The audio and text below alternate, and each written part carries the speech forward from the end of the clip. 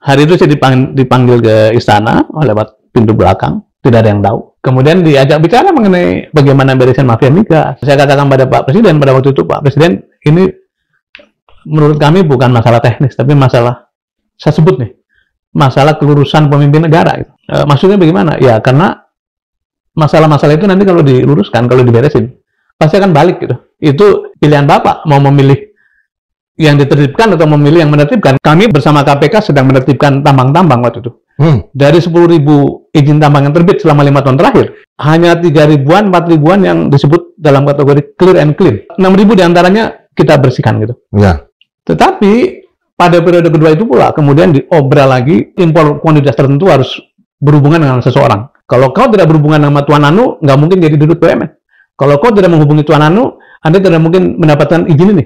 Kalau kau tidak menghubungi Tuan ini, Anda jadi terjadi satu pengaplingan kekuasaan yang jatuh pada pribadi gitu. Pada periode kedua terutama, kekuatan lembaga-lembaga itu diprotoli, dijadikan kekuatan personal gitu. Berujung atau berkumpul pada satu orang, namanya Presiden Joko Widodo. Pada periode Joko Widodo lah KPK dihancurkan. Pada periode Joko Widodo lah partai-partai mengalami pelumpuhan. Pada periode itu pula polisi dijadikan instrumen menangan pemilu gitu ya. Pada periode itu pula yang namanya anak mantu dipromosikan begitu rupa meskipun belum memiliki syarat-syarat. Seorang menteri di zaman Pak Joko Widodo yang selalu mengkritik kaum intelektual. Misalnya, kau mau sempurna, ke surga aja kau gitu. Itu kan sebetulnya ini bukan mencari sempurna, enggak. Ini bukan surga juga, tapi ayo kita bernegara dengan waras gitu. Ini justru adalah public call kepada elit kita gitu. Mau kemana gitu? Elit politik yang di kekuasaan, mau kau biarkan negara ini makin mundur, yang menjadi jagoan adalah baron-baron kekuasaan itu. Elit ekonomi juga sama. Kita bisa bertanya pada mereka nih, elit ekonomi ini mau terus-menerus mensustain baron-baron itu dengan tunduk pada perintah-perintah orang-orang yang sebetulnya tidak punya kewenangan tapi mengatasnamakan punya kewenangan, atau mau dipakai kekuatan ekonomi untuk mendorong pembangunan institusi.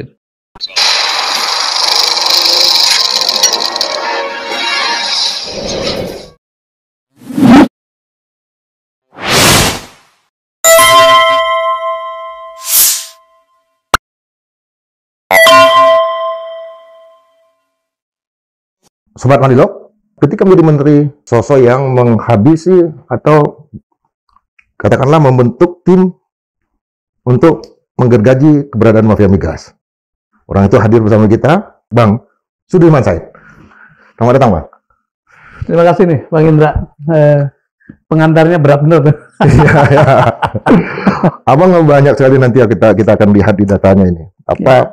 Yang terakhir kita simak itu tentang black hole. Apa itu, Bang? Black hole itu, Bang? Ada 10 tahun yang hilang sebetulnya yang Abang mau jelaskan. Selama 10 tahun terakhir ini kita mengalami krisis tata kelola dalam pemerintahan. Apa yang Abang mau sampaikan? Kalau pakai teori ilmiah itu kan ada supernova, ada black hole kan? Ya. Supernova itu satu ledakan yang menimbulkan planet-planet baru atau bintang baru. Black hole satu lubang yang menyerap segala macam benda, kemudian nggak pakai dasar gitu. Saya sengaja gunakan black hole supaya diingat publik saja bahwa sebetulnya kita mengalami kemunduran karena sejak tahun 1908 itu terus naik gitu ya. Nanti saya jelaskan di belakang. Tapi begitu sampai pada reformasi mencapai puncak, tapi kemudian negeri dipimpin oleh orang yang ternyata tidak punya kapasitas dan itikat baik untuk menjaga berlangsungnya demokrasi itu. Maka kita terjerembab dalam satu lubang besar yang saya sebut sebagai black hole. Yaitu apa? Isinya itu demokrasi yang makin mundur, hukum yang centang perenang. Kita mendengar istilah parcok, padahal polisi itu tugasnya mulia kan sebagai to protect and to serve. Kemudian nepotisme luar biasa ditunjukkan dengan penampilan anak mantu segala macam yang sebetulnya belum memenuhi syarat itu.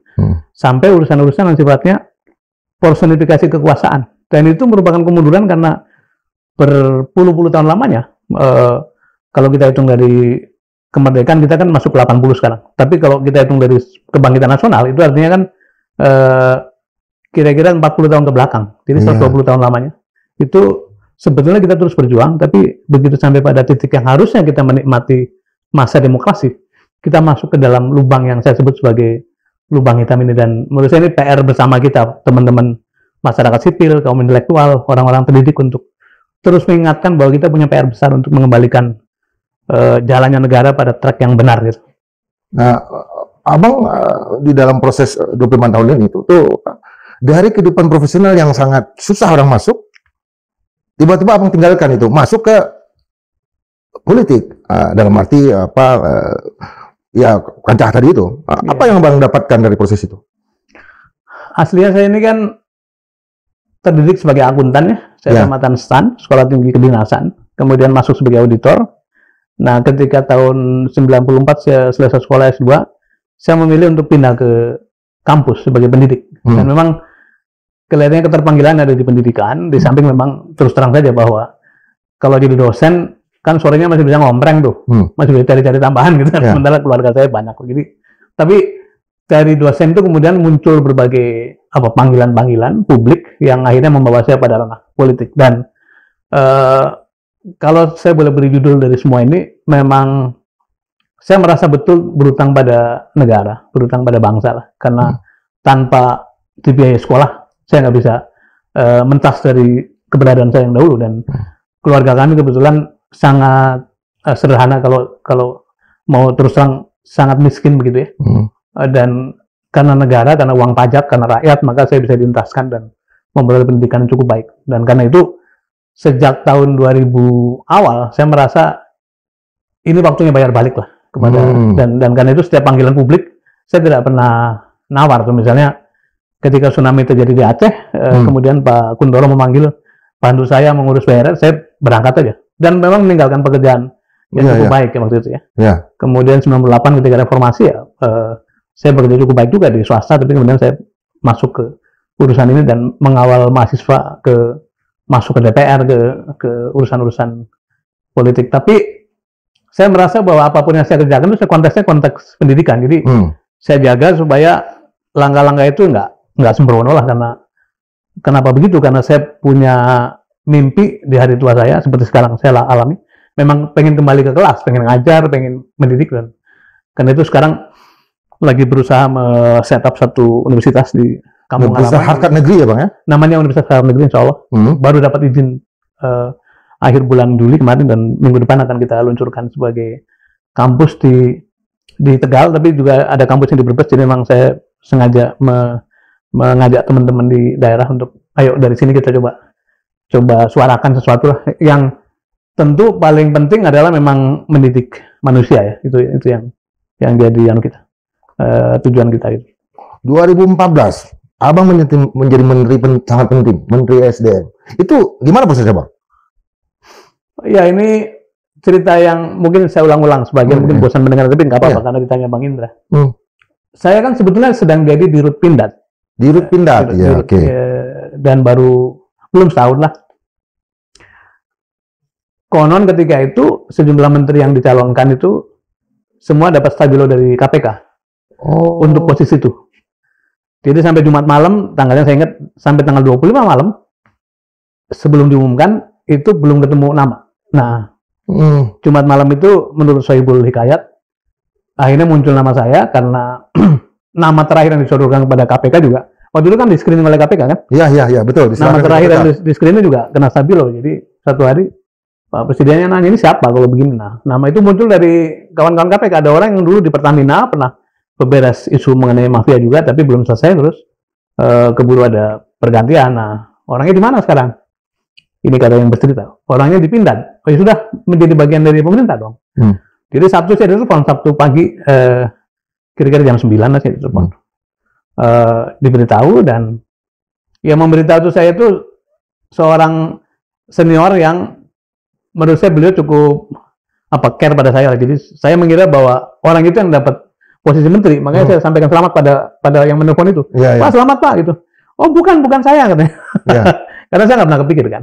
Nah, hari itu saya dipanggil ke istana lewat pintu belakang, tidak ada yang tahu. Kemudian diajak bicara mengenai bagaimana beresin mafia migas, bagaimana menyelesaikan masalah kekurangan listrik, kekurangan kilang dan sebagainya. Yang paling panjang memang pembicaraan mengenai mafia migas.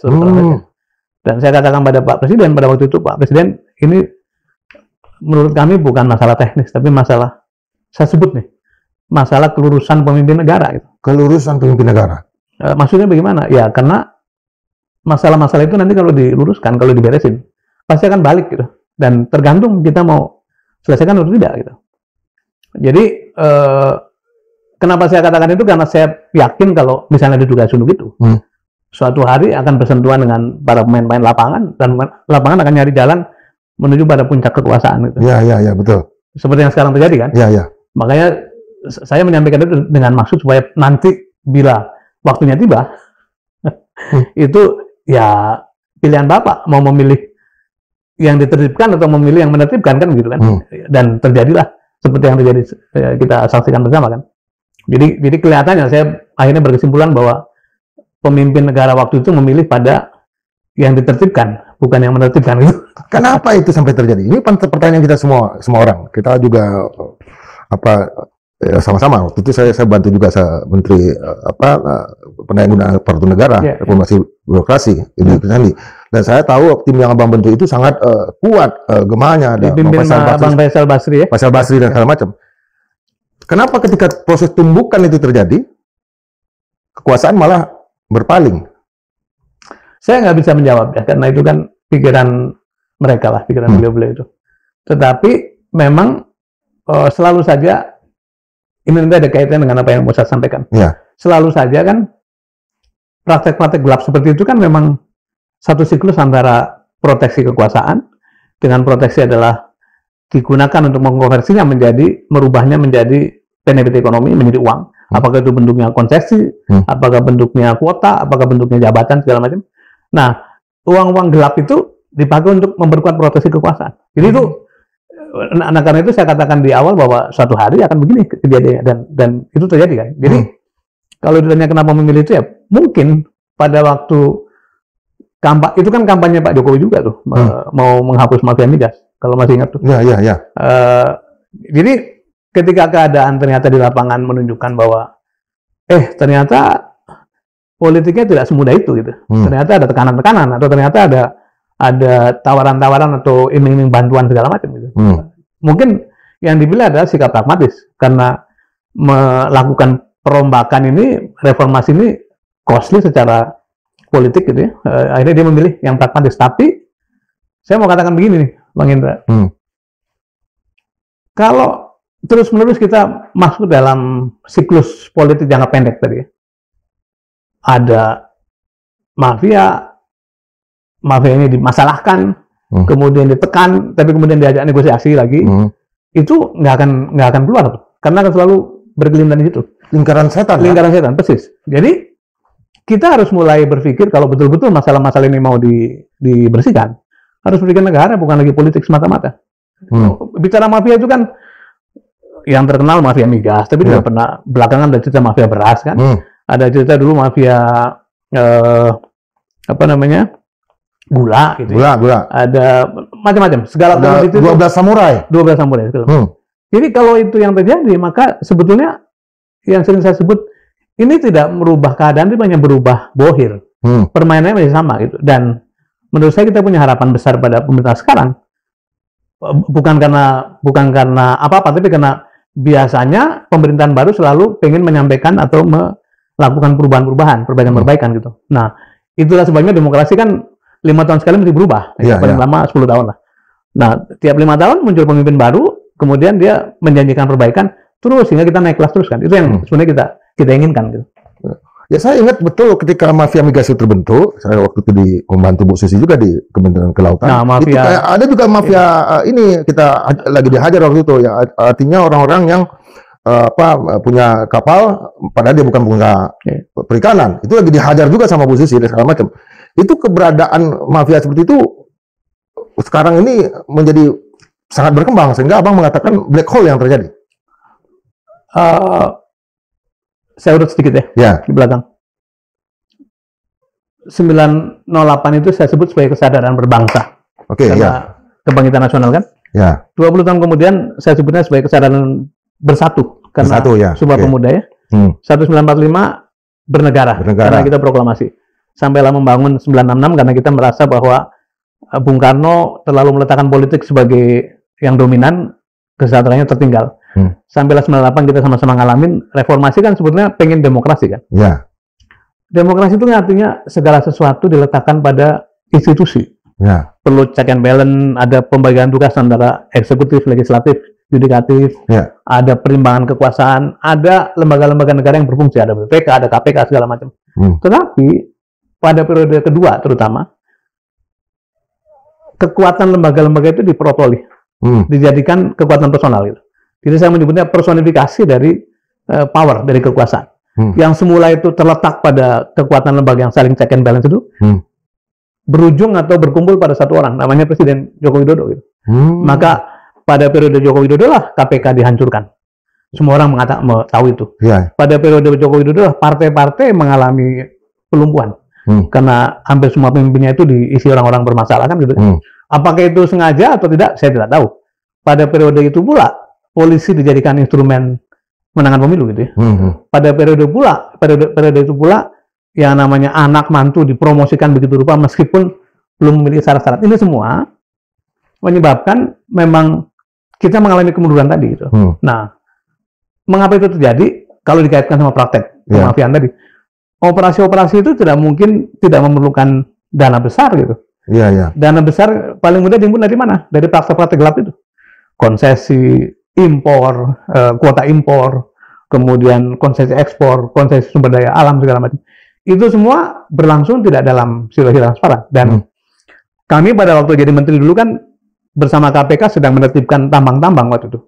Dari 10.000 izin tambang yang terbit selama 5 tahun terakhir. 10.000? Waktu itu sebelum Presiden Joko Widodo hanya 3.000-an, 4.000-an yang disebut dalam kategori clear and clean. Artinya ada studinya, ada studi lingkungannya segala macam. Selebihnya itu either tumpang tindih atau tarik menarik antar kabupaten atau tidak ada studi yang cukup lengkap. Nah, 6.000 diantaranya kita bersihkan gitu. Tetapi pada periode kedua itu pula kemudian diobral lagi yang semula kan ditarik ke pusat kan, melalui Undang-Undang Minerba dan Undang-Undang Omnibus Law ya. Itu kembali muncul sampailah yang baru-baru ini muncul cerita mengenai apa? Timah ya, segala macam. Itu muncul dari yang 6.000 ini berarti? Itu kan karena memang tidak ada tata kelola yang baik. Sehingga praktek tambang ilegal segala macam muncul. Siapa di balik itu? Tidak mungkin penambang-penambang itu tanpa backup dari aparat gitu. Nah, itu yang sekarang harus diwarisi oleh Pak Prabowo. Yang saya punya harapan yang begini-begini itu suatu hari akan dibereskan gitu. Jadi pertalian antara personifikasi kekuasaan yang tidak mengalami check and balance, yang tidak mengenal keseimbangan yudikatif, legislatif, dan eksekutif, kemudian membuat kekuasaan menumpuk pada pribadi, dan itu digunakan untuk transaksi memperoleh dana-dana politik yang gelap itu. Ini yang saya sebut sebagai black hole yang bisa membuat bangsa ini terjerumus ke bawah gitu. Padahal tadi dari mulai kebangkitan nasional sampai merdeka itu kan 37 tahun. Dari merdeka sampai reformasi kira-kira 45-98 ya kira 40 tahunan gitu.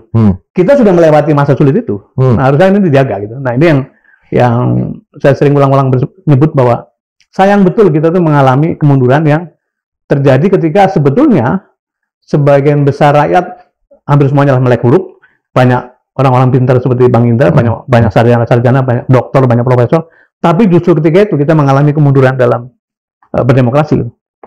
Nah, ketika masalah black hole ini kan memang kelihatan sekali kan. Sekarang lagi dibuka sama semua orang. Dan mudah-mudahan ini makin terbuka gitu. Abang kan memiliki kedekatan juga secara khusus dengan Pak Prabowo ya. Pernah diajukan sebagai calon gubernur di Jawa Tengah 2017 ya. Kemudian menjadi salah satu direktur pemenangan pada 2019. Apakah harapan itu ada, Bang? Atau pertanyaan saya, apakah Pak Prabowo menyadari ini? Menurut Abang? Gini, kalau kedekatan pribadi saya tidak bisa mengklaim lah. Tapi kedekatan fungsional ada karena tadi saya waktu maju ke Pilgub dicalonkan Gerindra, PKS dan PKB.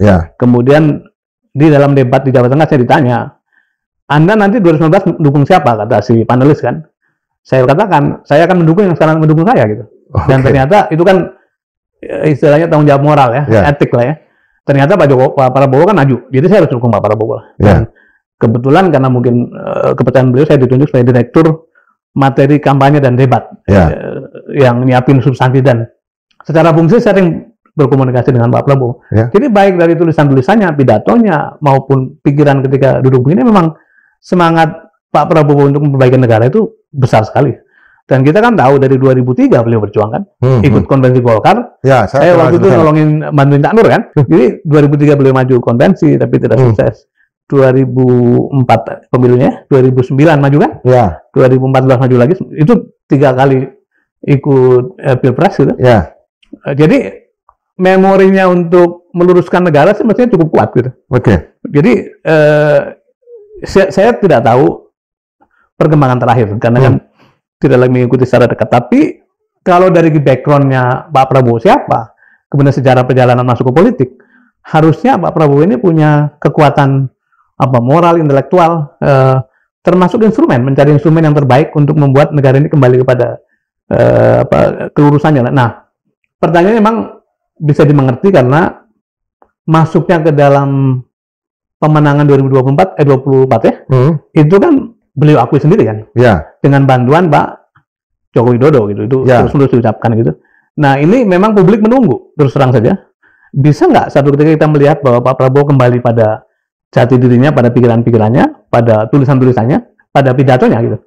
Dan otomatis kalau itu terjadi, memang harus meninggalkan praktek-praktek. Kedekatan personal barangkali tidak bisa direnggangkan, tapi praktek-praktek bernegara yang dulu pernah dilakukan oleh pendahulunya. Dan itu saya kira harapan publik, baik yang mendukung Pak Prabowo sendiri maupun yang mendukung calon-calon lain. Jadi itu sekarang kita sudah ngomongnya itu negara mau dibawa kemana, bukan lagi pada pilihan capres-capres pada 2024 yang lalu gitu.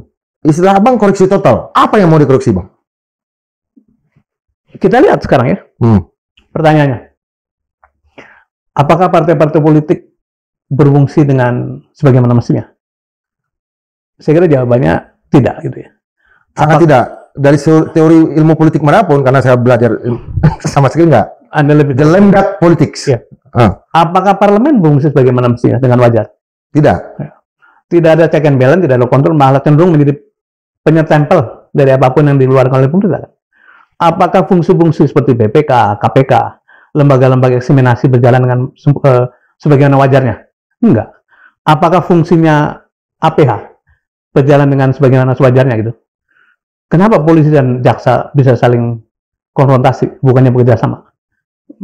Mengapa ada jaksa dikawal oleh tentara gitu? Sampai pada pertanyaan, apakah ekonomi kita berjalan dengan sewajarnya gitu? Mengapa untuk impor komoditas tertentu harus berhubungan dengan seseorang? Sekarang muncul personifikasi yang lebih liar tuh. Seolah-olah kalau kau tidak berhubungan sama Tuan Anu, nggak mungkin jadi dirut BUMN. Kalau kau tidak menghubungi Tuan Anu, Anda tidak mungkin mendapatkan izin ini. Kalau kau tidak menghubungi Tuan ini, Anda jadi terjadi satu pengkaplingan kekuasaan yang jatuh pada pribadi gitu. Ini yang menurut saya harus dikoreksi. Kalau enggak, ya sekarang mungkin mafia migas, besok mafia apa lagi? Mungkin mafia BUMN. Terus menerus begitu, karena apa? Kapling-kapling kekuasaan itu bukannya jatuh pada lembaga-lembaga formal, tapi pada pribadi-pribadi. Dan ibaratnya beginilah, kalau satu kelurahan itu leadership lurahnya tidak memfungsikan sekretaris desa, kepala urusan desa, kemudian bendahara desa dan sebagainya, yang bermain siapa? Yang bermain preman, Pak. Nah, apakah negara kita mau menuju ke sana? Itu yang saya sangat khawatir apabila tidak segera mengembalikan kekuatan institusional. Artinya itu partai difungsikan, DPR difungsikan, BPK difungsikan, KPK difungsikan, jaksa difungsikan. Kalau tidak dilakukan itu, khawatir yang bermain adalah para pemegang kekuasaan personal. Bahayanya apa? Bahaya akan jadi seperti saya tadi.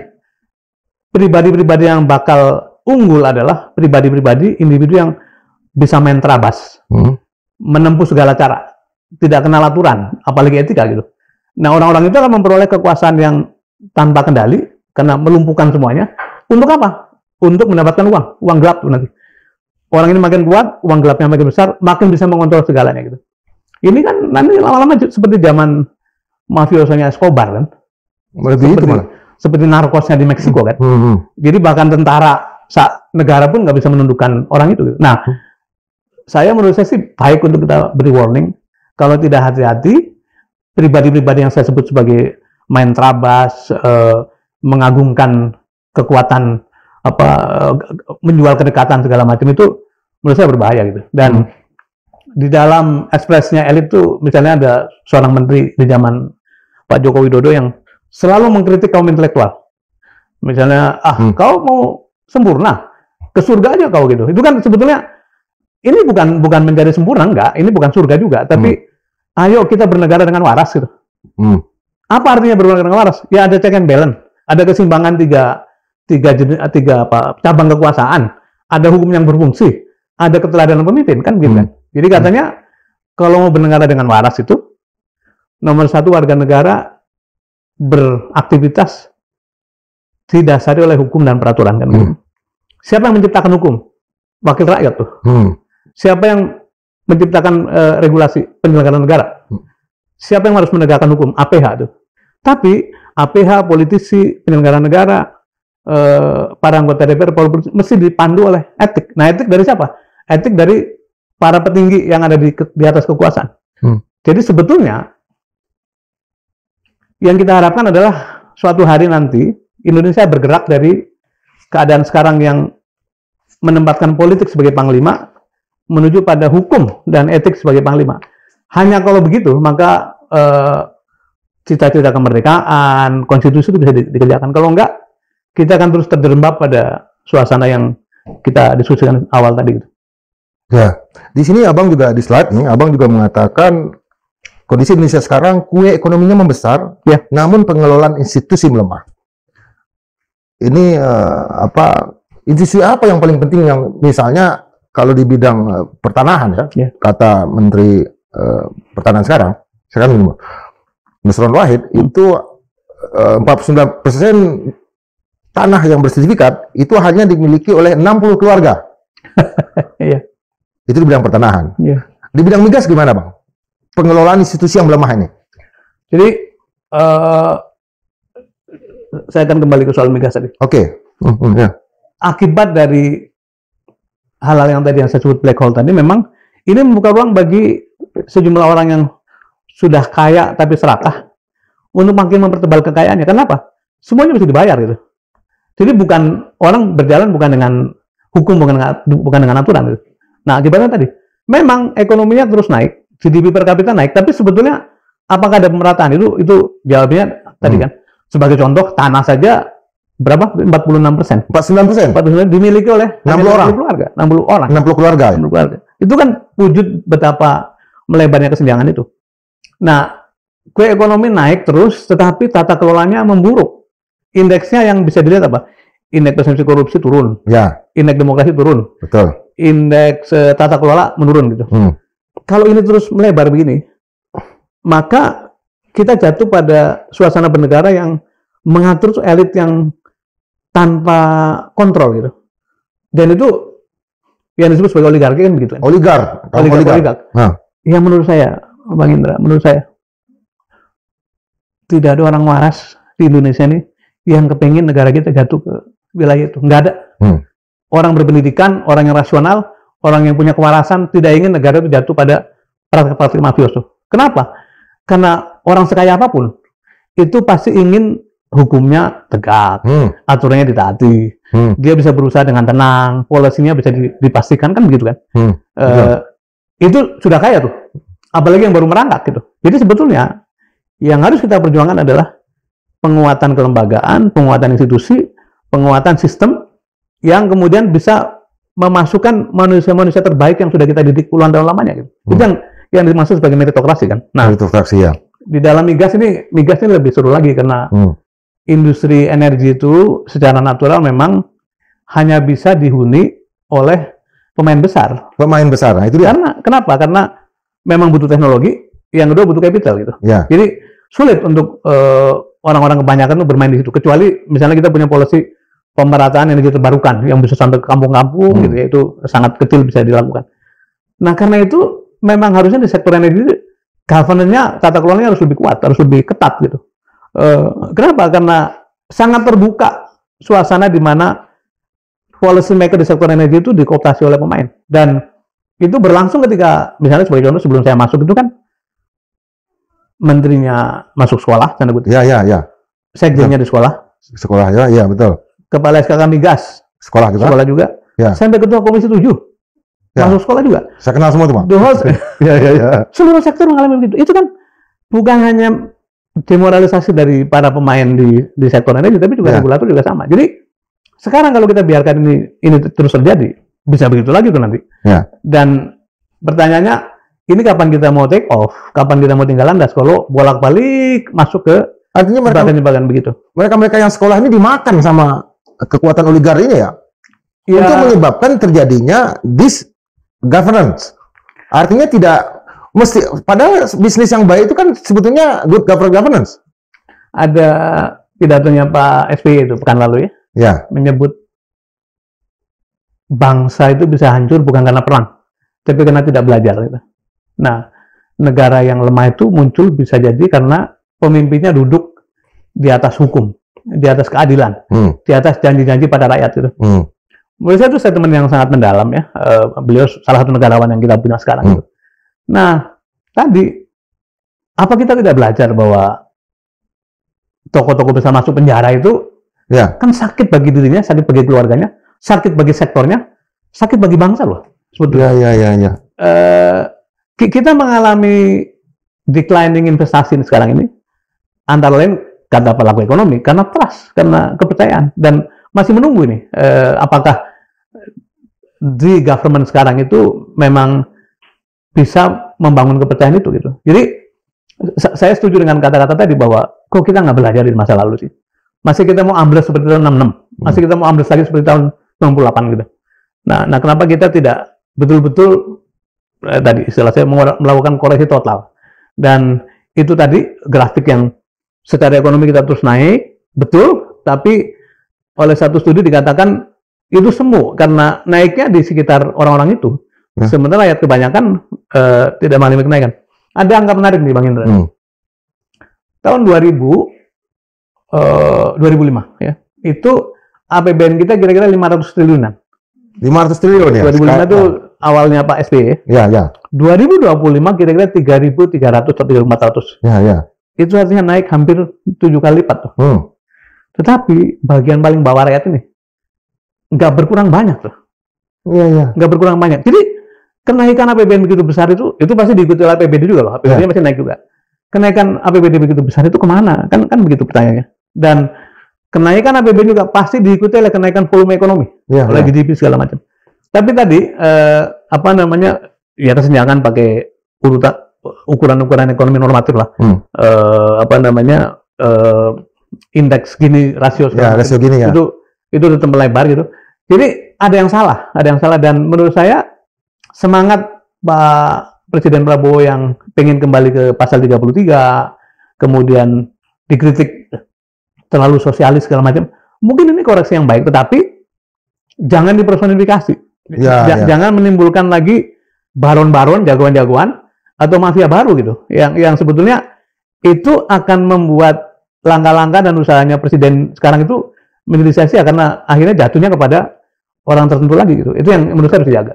Artinya jangan sampai orang justru di atas lembaga yudikatif, lembaga eksekutif, dan lembaga legislatif. Itu yang Abang mau katakan. Kan ada sejumlah tokoh yang menampilkan diri begitu kan? Ya betul. Ada bisa mengatur semuanya. Gitu. Ya. Atau seperti orang bahkan di kalangan tokoh eksekutif di pemerintahan tuh sering menyebut harus ketemu si tuan ini, harus ketemu tuan ini terus menerus. 10 tahun yang lalu tadi Abang sebut namanya. Opung saya itu Bang. Itu masih lumayan karena dia di eksekutif tuh. Iya, dia ada di eksekutif. Ya. Pak Luhut ya. Walaupun saya juga tidak nyaman. Dia memang orangnya memang sangat terbuka. Orang di luar struktur kemudian bisa ngatur sana ngatur sini. Itu sangat berbahaya. Dan kita seperti saya tanya, pemilu ongkosnya berapa Bang? Pemilu. Wah, udah nggak apa lagi saya. Memang ratusan triliun dilakukan, seluruh negeri ribut sampai konflik segala macam. Terus ujungnya hanya satu pemerintahan yang sebetulnya struktur negaranya lumpuh gitu. Siapa yang melumpuhkan? Pribadi-pribadi itu. Kita mau begini? Enggak, saya sih nggak mau. Saya nggak mau. Dan menurut saya kita harus gerakan kaum intelektual untuk mengingatkan ini bahwa ada bahaya bila terjadi personifikasi kekuasaan kepada pribadi tertentu. Itu adalah lubang hitam ini bukannya tertutup, tapi malah makin melebar dan kita bisa masuk semuanya ke dalam lubang itu. contoh terbaik yang sebetulnya kita bisa pakai adalah Pertamina. Ketika di tangan Belanda itu sangat menghasilkan, tapi ketika nasionalisasi menjadi sapi perah. Contoh juga Garuda. Dulu kan ketika masih di bawah Belanda sebelum nasionalisasi sangat bagus, tapi setelah itu hancur. Apa yang terjadi, Bang? Apakah tangan dingin bangsa ini memang tidak bisa mengerjakan pekerjaan-pekerjaan besar untuk sesuatu yang sudah enak gitu, yang bagus malah bikin jelek? Atau memang karena nafsu orang-orang seperti tadi itu nggak bisa dibendung? Saya menolak paham bahwa seolah-olah bangsa kita kekurangan talenta gitu ya. Contoh, Catur Sudaryanto almarhum. Ya. Itu beresin Telkom, Pak. Betul. Dari keadaan sangat korup gitu ya, menjadi perusahaan yang moncer. Ya belakangan memang menurun lagi gitu. Sampai rambutnya habis ya, Bang, ya? Almarhum ya, Pak, ya. Dan salah satu pendekatannya luar biasa tuh, sampai dia perintahkan manajer-manajer di tiap lokasi itu untuk berkhotbah hari Jumat. Oh, oke. Terus belakangan saya tanya kan dalam obrolan, Pak, kenapa sampai begitu? Ya, Dirman, kamu bayangkan aja kalau khotib di kantornya sendiri masih dia mau mencuri gitu ya. Jadi memang diangkat begitu, itu inovasi-inovasi luar biasa. Orang seperti Kundoro, almarhum lagi ya. Iya. Dia beresin dari mulai tambang batu bara Bukita sampai Timah, SDM, PLN. Iya, PLN. Yang paling baru yang kita rasakan semua nih namanya Jonan. Wah, Jonan. Beresin kereta api. Iya, kereta api. Dan sampai sekarang kereta api masih menjadi satu alat transportasi yang sangat reliable gitu ya. Servisnya bagus, tenaga pelayanannya luar biasa. Udah selisihnya tipis lah kita naik kereta api di Eropa sama di Indonesia gitu. Kalau saya boleh ngaku diri sendiri, 2 tahun SDM saya betulin. Bisa tuh gitu. Atau situasi yang sangat berantakan seperti tsunami Aceh di tangan Pak Kundoro, beres dalam waktu 4 tahun. Jadi kita sebetulnya tidak kekurangan talenta. Saya baca sekarang bagaimana Pak Cacuk, bagaimana Pak Kuntoro, bagaimana Jonan dan sebagainya itu. Karena ketika membereskan ini semua, bebas dari intervensi, Pak. Bebas dari intervensi politik. Karena kebetulan itu masalah-masalah sulit yang nggak mau gitu. Tapi yang kita tidak tahan itu ketika baik lagi menjadi bisnis yang baik, menjadi sesuatu yang bisa diambil manfaat ekonominya, orang nggak tahan gitu. Nah, mulailah kehilangan check and balance. Mulailah ada unsur-unsur politik. Mulailah ada unsur kekuasaan masuk ke dalam unit-unit itu. Jadi sebetulnya kalau saja kita cukup tahan lah untuk menjaga diri, banyak sekali yang bisa kita lakukan. Dan tadi Pertamina, saya pernah membantu Pak Ari Sumarno. Ari Sumarno itu saya sebut sebagai orang dalam yang extraordinary. Jadi katanya ada 2 kelompok pembuat perubahan. Yang satu eksternal. Eksternal itu orang yang datang masuk ke dalam institusi yang dia dengan lugas melakukan segala macam yang dikerjakan. Termasuk Pak Catur tadi sebagai orang eksternal. Namanya itu outsider ya. Yang kedua namanya extraordinary insider. Orang dalam yang punya jaringan, punya pengetahuan, punya kelugasan berhadapan dengan orang-orang dalam. Itu Ari Sumarno saya kategorikan sebagai itu. Dia bisa kok membuat pom bensin itu jauh lebih baik tahun 2006 tuh. Kan dulu kan pom bensin itu sarang karu-karuan lah itu. Karu-karuan, ya. Tapi bisa dibikin. Kita pakai jerigen aja bisa beli. Di mana-mana. Iya, oke. Dan buat mencontohkan bagi netizen ya, dulu pom bensin bisa pakai jerigen. Ya. Nah, ketika terjadi kompetisi, ada sel masuk, BP masuk, mulai bebenah, bisa dikerjakan. Bisa. Kemudian dulu orang Pertamina itu mau rajin mau males, pokoknya tiap tahun dapat 5 kali bonus, 5 kali gaji. Zaman sebelum Pak Ari. Oleh Pak Ari dulu ada namanya diferensiasi. Dibedakan antara yang perform sama nggak perform. Dibuat distribusi formal. Indeks kinerja ya? Indeks kinerja. Sampai ada yang dapat 12 kali, ada yang dapat 1, 0 gitu segala macam. Terjadi keributan tapi bisa dikelola. Artinya apa? Nah, pada waktu itu belum ada intervensi politik tuh. Begitu masuk ke dalam urusan benar-benar tadi, ekspor impor, mulai ada yang keganggu kan. Jadi kesimpulan saya adalah kalau saja kita bisa memisahkan antara lapis politik sama lapis teknokrasi gitu ya, baik itu di pemerintahan, di birokrasi, di BUMN, sebetulnya banyak sekali yang bisa kita kerjakan. Nah, kuncinya apa? Kuncinya kembali pada pembangunan institusi.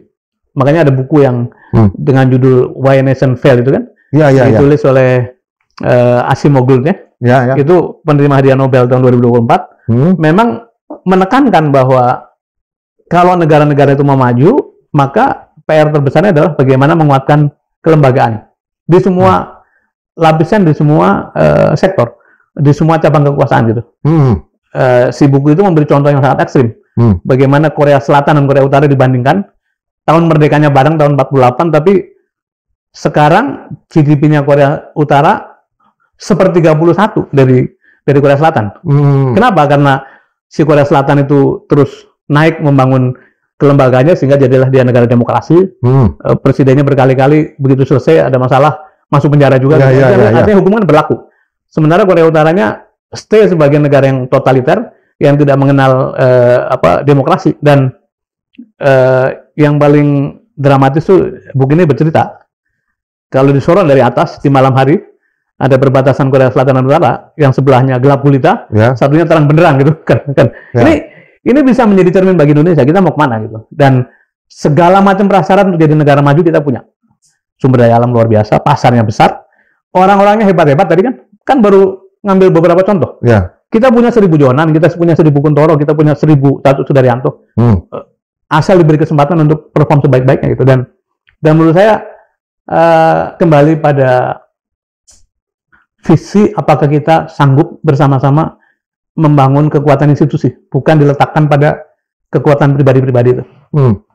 Di buku Why Nations Fail ini, nih ada aspek opportunities, access for all, inclusive, extractive, limited to elite. Governance, democratic, satu sisi lagi authoritarian. Innovation, encourage competition, stimulus innovation. Wealth distribution, equitable, concentrated wealth. Social mobility, high mobility, low mobility. Nah, yang saya ingat dari apa kata ayah saya nih tentang orang Korea, kenapa lebih maju. Bahkan cara berjalan pun harus cepat, lebih cepat daripada orang Jepang. Cara bicara pun harus cepat dari orang Jepang. Sekarang, kalau kita lihat Bang, masalah mobilitas ini, kita kan mengalami bonus demografi. Generasi X, sekarang udah generasi Alpha, generasi Beta sebentar lagi. Dengan keberadaan elit yang seperti ini, itu apa harapan yang mau dibangun, Bang? Tadi buku itu kan bacain, membedakan antara yang bangun lembaga sama yang tidak yang demokrasi sama tidak, yang membuat akses.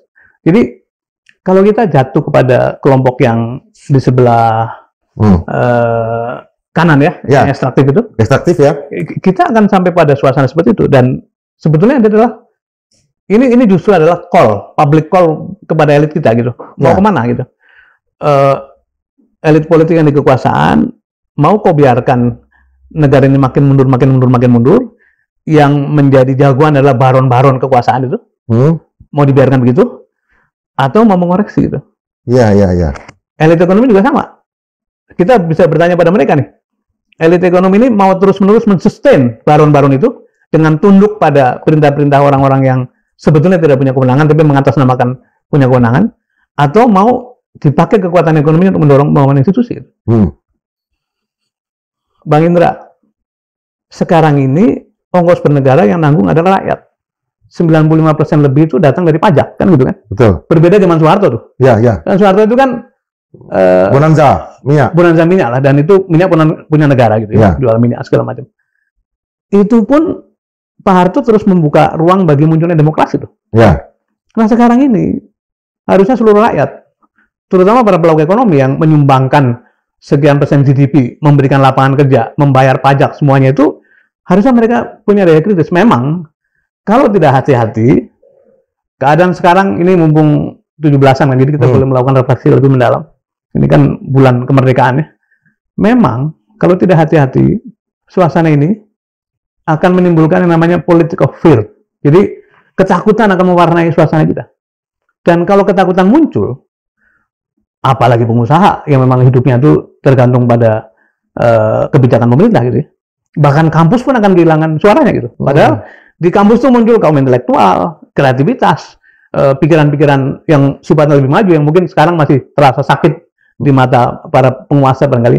Tapi kalau sampai kampus pun tidak bersuara, apalagi pelaku ekonomi, kalau sampai orang-orang cendekiawan independen yang selama ini tergabung dalam masyarakat sipil juga takut bersuara, saya khawatir itu kita menyia-nyiakan proses. Karena tadi 80 tahun merdeka harusnya kan, ini tinggal 20 tahun kan. 20 tahun lagi harusnya seluruh kalimat yang dituliskan itu sudah bisa kita capai. 1 abad Indonesia merdeka ya, 100 tahun lagi. Makanya kan disebut Indonesia Emas kan. Iya. Jadi ada kata-kata mencerdaskan kehidupan bangsa. Bangsanya cerdas, memajukan kesejahteraan umum. Yang sejahtera seluruh rakyat, bukan elit tertentu. Gitu. Yeah. Sampailah kita menjadi warga dunia yang dihormati dengan ikut serta dalam ketertiban. Tapi yang harus kita kembalikan adalah alinea kedua itu. Alinea kedua mengatakan, dan dengan didorongkan oleh dengan rahmat Allah yang Maha Kuasa, dan dengan didorongkan oleh keinginan luhur. Nah, dua frasa itu yang harus kita kembalikan supaya kelembagaan-kelembagaan itu bisa dibangun dan pribadi-pribadi yang destruktif, saya sebutnya itu, bisa disingkirkan. Dan saya mengajak teman-teman intelektual untuk menyuarakan ini, bahwa kita tidak mentolerir pribadi-pribadi yang destruktif, yang merusak kekuasaan, merusak check and balance, merusak sistem ekonomi, merusak tata niaga impor segala macam, itu dibiarkan hidup, bahkan merajai hidup bernegara sehingga kemudian sistem lumpuh gitu. Dan menurut saya ini satu reminder yang perlu di-echo, disuarakan ke lewat berbagai forum ya. Ya, karena itu tadi taruhannya besar. Ya. Alinea keempat itu tadi abang sebut, atas berkat rahmat Allah. Ya. Allah sudah memberikan berkat negara ini. Ya. Dengan begitu banyak kelebihan, banyak lah, nggak ada yang di negara lain nggak ada, di negara ini ada. Tetapi keinginan luhurnya itu yang kurang. Nah, kan itu pertanyaannya dari mana kan harus datang kan? Ya boleh dari kaum agamawan, karena agama kan sumber nilai paling tinggi. Boleh dari kaum intelektual, boleh dari warga biasa. Tapi yang akan besar pengaruhnya adalah dari orang-orang yang memegang kekuasaan gitu. Kalau pemegang kekuasaan di berbagai lapis, di semua cabang, apakah presiden, para menteri, pimpinan BPK, pimpinan KPK, pimpinan Mahkamah Konstitusi, semuanya, itu menunjukkan tadi, dua hal tadi. Menyadari bahwa ini adalah rahmat Allah yang mesti dijaga, sama keinginannya luhur untuk semata-mata diabdikan bagi bangsa. Cepat selesai tuh Pak, cepat selesai. Ya.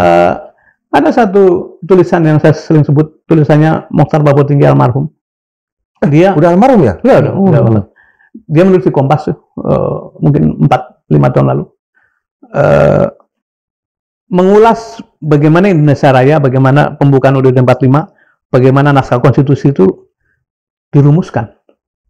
Dia menyebutnya tidak mungkin kalimat-kalimat luar biasa ini muncul dari suasana yang penuh korupsi, penuh manipulasi. Seperti yang sekarang terjadi di gedung-gedung parlemen kan. Ya. Ini dia sebut sebagai kalimat-kalimat bertenaga ini muncul karena terjadi penyelenggaraan ilahiyah. Jadi penyelenggarannya dijaga oleh semangat untuk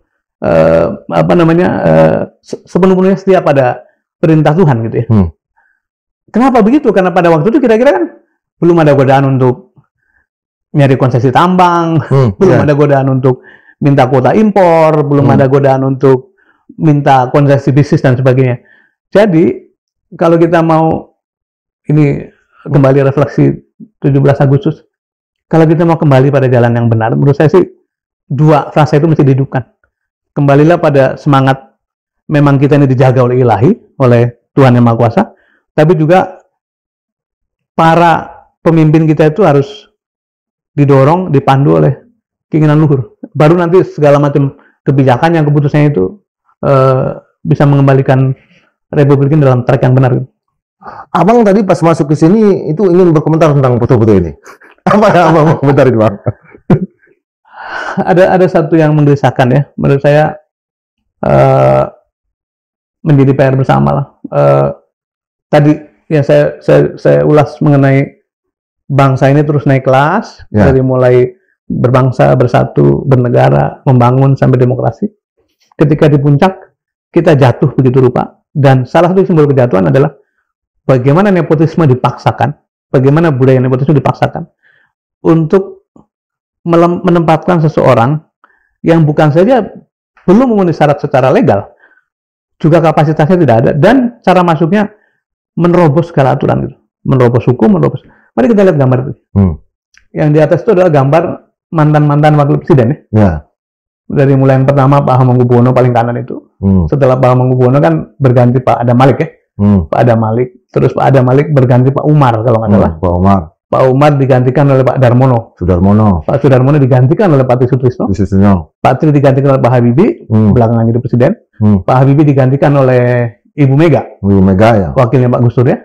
Kemudian Bu Mega digantikan oleh Pak Hamzah Has. Pak Hamzah Has digantikan oleh Pak Yusuf Kala ya.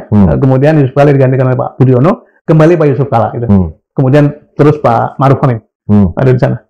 Semua wajah-wajah itu, Bang, kalau dilihat riwayat hidupnya itu panjang sekali. Apakah itu tokoh negarawan, apakah itu diplomat ulung seperti Pak Adam Malik, apakah itu birokrat luar biasa seperti Pak Darmono gitu ya. Apakah anggota DPR, kita waktu SD itu ingat sekali Pak Hamzah Has Komisi Anggaran.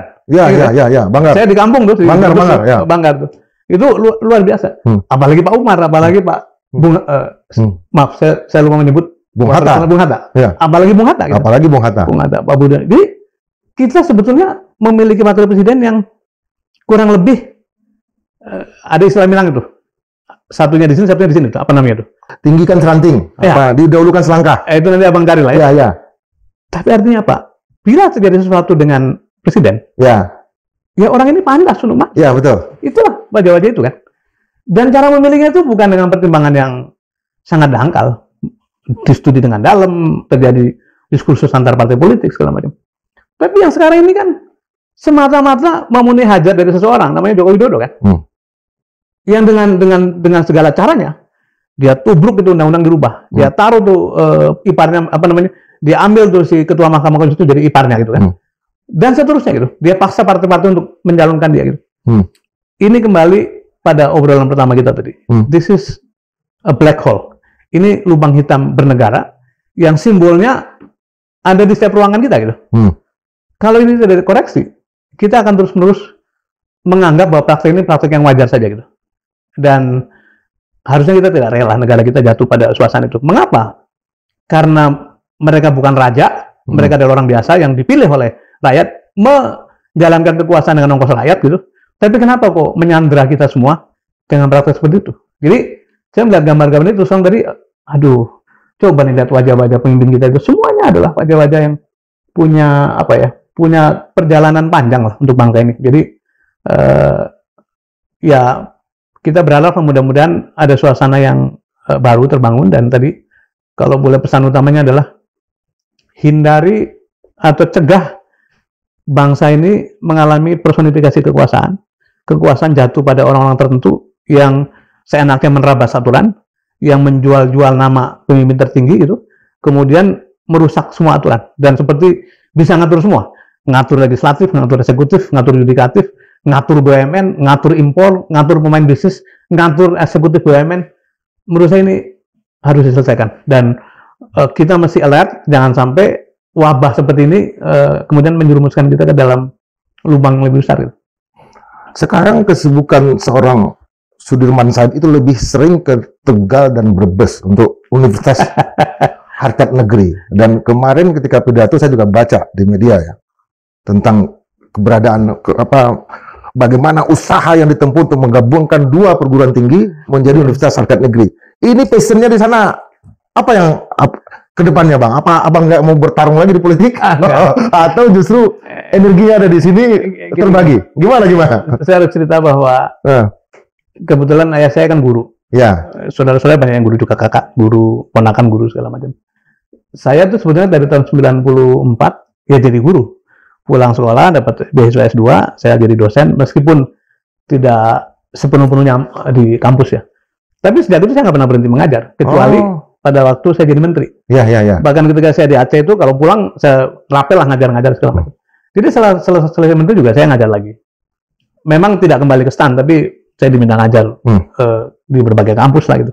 Nah, sampai kira-kira 5 tahun lalu itu ada perguruan tinggi di Tegal tuh yang kira-kira gini lah, sejak selesai Pilgub itu teman-teman di Jateng mengatakan begini, Mas jangan ninggalin Jawa Tengah dong, kerjakan sesuatu lah, ini udah berbuat untuk Aceh, untuk macam-macam, masa kampung halaman nggak ada sesuatu. Dilalanya ketemu orang yang mau minta untuk lembaga pendidikannya dikembangin gitu. Terus saya ikut lah, saya ikut ngajar segala di situ. Nah, selama 5 tahun terakhir memang saya bolak-balik ke sana. Nah, sesudah Pilpres kemarin kan banyak waktu kosong karena memang Tidak ada sesuatu yang kesibukan yang full lah. Nah, saya tata tuh beberapa perguruan tinggi, termasuk digabungkan dengan lembaga kita namanya Institut Harkat Negeri. Nah, 2 kampus plus IHN plus kita punya padepokan tempat kegiatan masyarakat di Brebes tuh digabungin jadilah kampus namanya Universitas Harkat Negeri.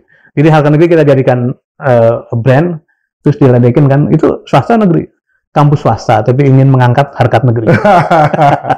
Saya jadi ingat Bang, karena saya jadi ingat yayasan yang kita yang punya kan, Yayasan Harkat Bangsa kan. Proklamasi 41 kan. Cak Nur dulu apa. Oke, terima kasih banyak Bang. Bang Indra, terima kasih suatu kehormatan nih. Saya kembalikan ini untuk menutup, silakan. Sobat Madilog, saya tidak mau memancing Bang Sudirman Said. Kalau saya pancing, dia akan menangis. Jadi kita akan tampilkan lagi Bang Sudirman Said dalam kesempatan berikutnya untuk menggagas visi-visi ke depan dalam menyelesaikan karut-marut perusahaan bangsa ini. Dan mudah-mudahan teman-teman di Madilog tetap menyimak. Sampai jumpa dalam edisi berikutnya, tetap berpikir merdeka 100%. Makasih banyak Bang. Makasih Bang Indra.